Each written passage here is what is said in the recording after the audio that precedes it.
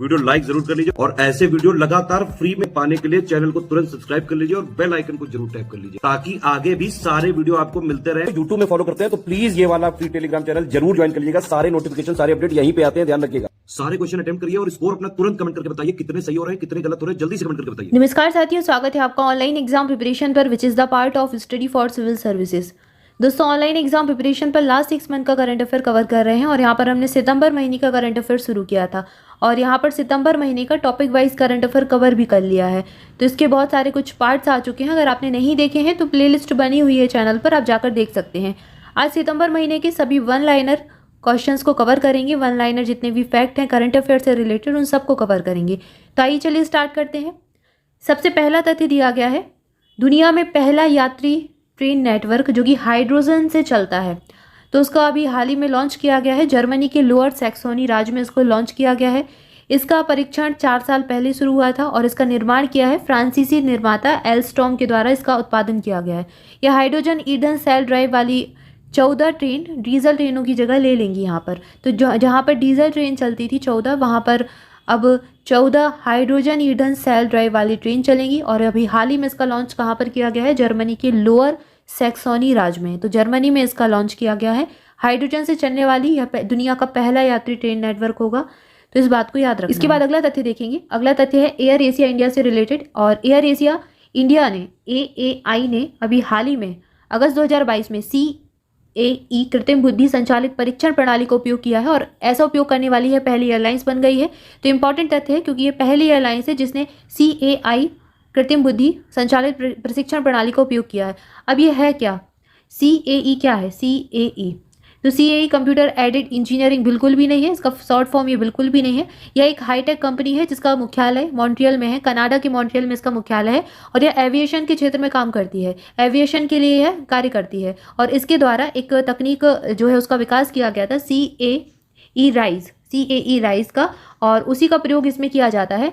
तो ये जो प्रशिक्षण प्रणाली है, एयर एशिया इंडिया ने जिस प्रशिक्षण प्रणाली का प्रयोग किया है तो उसमें CAE राइज तकनीक का प्रयोग किया गया है। तो वहाँ पर इन्हें कृत्रिम बुद्धि आर्टिफिशियल इंटेलिजेंस का प्रयोग करके इस प्रणाली को विकसित किया है।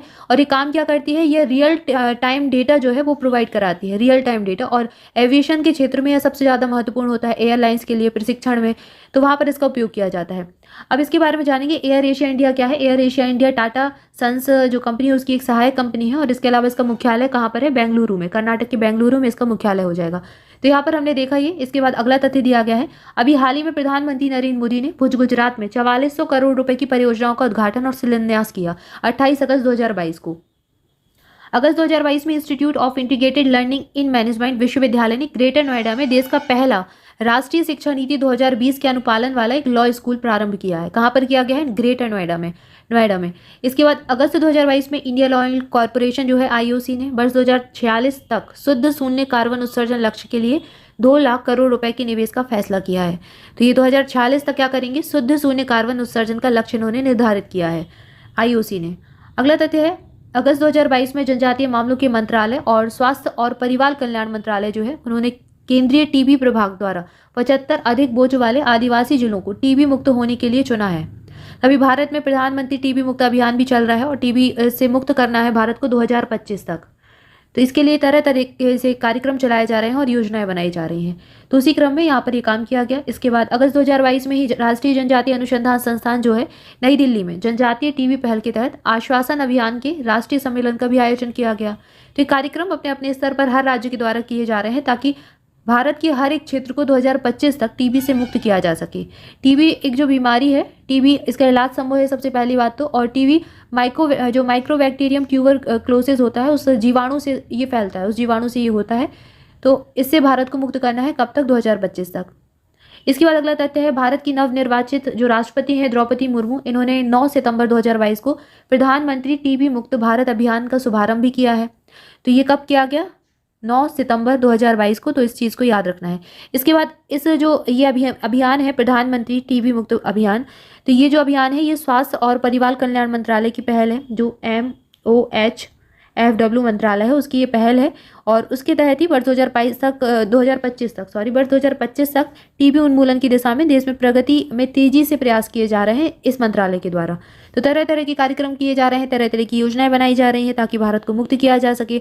और यहाँ पर 2-3 चीज़ें याद रखनी है, इसके तहत कुछ चीज़ें प्रारंभ की गई हैं। पहली चीज़ है, एक प्रारंभ किया गया है नी क्षय।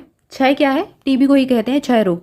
नी क्षय मित्र पहल, नी क्षय मित्र पहल, नी क्षय मित्र पहल प्रारंभ की गई है और यह टीबी के इलाज के लिए अतिरिक्त निदान, पोषण और व्यावसायिक सहायता सुनिश्चित करता है। इसके अलावा नी क्षय मित्र पहल को हटा दें तो नी क्षय मित्र एक दाता कार्यक्रम भी शुरू किया गया है और यह क्या करता है? सरकारी प्रयासों की पूरक के लिए टीबी के खिलाफ प्रतिक्रिया में तेजी लाने के लिए स्वास्थ्य सुविधाएं प्रदान करता है। शहर और जो बोर्ड स्तर होते हैं, जिलों में, राज्यों के स्तर पर सहायता देता है। इसके अलावा एक डिजिटल पोर्टल भी आया है जो कि टीबी से पीड़ित जो व्यक्ति हैं उनको सामुदायिक सहायता के लिए एक मंच प्रदान करता है। तो तरह तरह के काम किए जा रहे हैं। इसके अलावा वैश्विक प्रयास भी किए जाते हैं, जैसे कि विश्व स्वास्थ्य संगठन भी कई सारे प्रयास करता है। इसके अलावा एक चीज़ और याद रखनी है, WHO वर्ल्ड हेल्थ ऑर्गेनाइजेशन, विश्व स्वास्थ्य संगठन एक रिपोर्ट निकालता है जिसका नाम है global tuberculosis report, GTR, global tuberculosis report. अगर आपसे पूछा जाए तो कौन निकालता है? WHO के द्वारा ये निकाली जाती है। तो यहाँ पर ये चीज़ हमने देखी। इसके बाद भारत में एक नी क्षय पोषण योजना भी आई है जिसके तहत क्या होता है, जो रोगी हैं, क्षय रोग के जो रोगी हैं, टीबी के जो रोगी हैं, उनको प्रत्यक्ष लाभ हस्तांतरण किया जाता है और उसके माध्यम से उनको 500 रुपये की सहायता दी जाती है। तो नी क्षय पोषण कार्यक्रम किससे संबंधित है? टीबी से संबंधित है। नी क्षय पोषण कार्यक्रम, यहाँ पर 500 रुपये की सहायता दी जाती है। तो यहाँ पर टीबी मुक्त भारत अभियान से संबंधित तथ्य देख लिया हमने। इसके बाद आगे बढ़ेंगे। अगला तथ्य है, विज्ञान और प्रौद्योगिकी विभाग ने लद्दाख में भारत का पहला नाइट स्काई अभ्यारण्य स्थापित करने का निर्णय लिया है। तो कहाँ पर किया जाएगा? लद्दाख में। भारत का पहला है इसलिए इंपॉर्टेंट है। नाइट स्काई अभ्यारण्य लद्दाख के हानले में चांगथांग वन्यजीव अभ्यारण्य के हिस्से के रूप में स्थित होगा। इसके बाद जुलाई 2022 को न्यूपोर्ट USA में आयोजित समारोह में पूर्व ऑस्ट्रेलियाई टेनिस खिलाड़ी लैटन हैविट को अंतर्राष्ट्रीय टेनिस हॉल ऑफ फेम में शामिल किया गया है। तो इन्हें वर्ष 2021 में इनवाइट किया गया था लेकिन कोविड की वजह से ये शामिल नहीं हो पाए, तो ये 2022 में शामिल हुए। इसके बाद अगला कथन इसी से संबंधित है। हैविट को वर्ष 2022 में हॉल ऑफ फेम में शामिल किया गया था लेकिन कोविड-19 के कारण ये हिस्सा नहीं ले सके। हाल ही में प्रधानमंत्री नरेंद्र मोदी ने गुजरात के अहमदाबाद में अटल बिहारी वाजपेयी की जयंती पर 25 दिसंबर को अटल ब्रिज का उद्घाटन किया है और ये जो ब्रिज है इसका निर्माण गुजरात की साबरमती नदी पर किया गया है। तो अटल ब्रिज कहाँ पर है? गुजरात में है, साबरमती नदी पर बनाया गया है। जुलाई 2022 में चीन ने अपने पहले बड़े ठोस प्रणोदक रॉकेट ZK-1A को अंतरिक्ष में सफलतापूर्वक लॉन्च किया।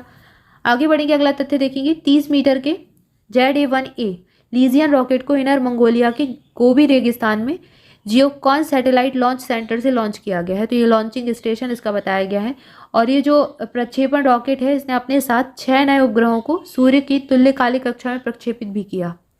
हाल ही में सीरम इंस्टीट्यूट ऑफ इंडिया जो है उसने जैव प्रौद्योगिकी विभाग ने सर्वाइकल कैंसर की रोकथाम के लिए स्वदेशी रूप से विकसित quadrivalent human papilloma virus vaccine launch किया है। इसके बाद अगला तथ्य भी इसी से संबंधित है। सर्वाइकल कैंसर को रोकने के लिए भारत में पहला quadrivalent human papilloma virus vaccine होगा। तो ये भारत का पहला वायरस वैक्सीन है।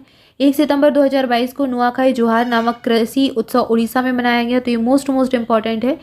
ये कहाँ पर मनाया गया? उड़ीसा राज्य में मनाया गया, नुआखाई जोहार, और यह एक प्रकार का कृषि उत्सव है। तो उसको बहुत अच्छे से याद रखना है। तो यहाँ पर हमने सितंबर महीने से संबंधित कुछ वन लाइनर फैक्ट देखी। इसके आगे अगले वीडियो में देखेंगे। तब तक के लिए आपसे भी चैनल के साथ जुड़े रहें। चैनल को सब्सक्राइब जरूर कर ले, वीडियो को लाइक कर लें और अगर आप हमारी कोई पेड बैचेज या फिर कोई पेड PDF लेना चाहते हैं तो डिस्क्रिप्शन में दिए गए नंबर्स पर कॉल करके जानकारी ले सकते हैं। इसके अलावा ऑनलाइन एग्जाम प्रिपरेशन का टेलीग्राम चैनल जरूर ज्वाइन कर लें, लिंक आपको डिस्क्रिप्शन में मिल जाएगी। ये आपके लिए बहुत ही बेनिफिशियल रहेगा। यहाँ पर सारे update, notification, important GK GS के फैक्ट मिलते रहते हैं जो आपकी तैयारी के लिए बहुत इंपॉर्टेंट होते हैं। तो उसको जरूर ज्वाइन कर लें, लिंक डिस्क्रिप्शन में दी गई है, जल्दी से जाकर ज्वाइन कीजिए। And thank you for watching this video. मिलेंगे नेक्स्ट वीडियो में। Thank you so much.